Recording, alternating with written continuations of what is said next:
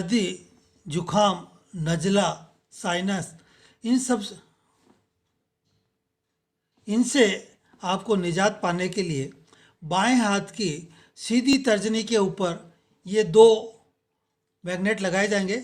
इसका मैंने मेरे ऊपर भी प्रयोग करके देखा है। मेरे को सर्दी जुखाम हो गया था, तो उससे मेरे को पहले दिन में 80% राहत और दूसरे दिन में पूरी राहत मिल गई थी। जबकि इसके ऊपर हम कितने पैसे खर्च करते हैं और सैकड़ों रुपए खर्च हो जाते हैं इस छोटी सी बीमारी के लिए, और आदमी परेशान रहता है। जबकि इससे आपको 100% आपको 2-3 दिन में आराम मिल जाएगा।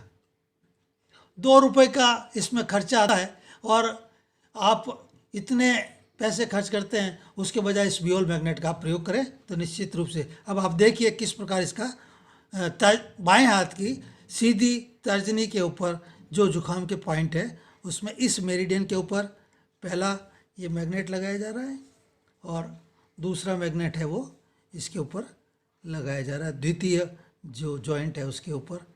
और ये दोनों लगाने के बाद में आपको रात को लगा करके इसको सो जाएं तो आपको बहुत जल्दी जुखाम में राहत मिलेगी। धन्यवाद, नमस्कार।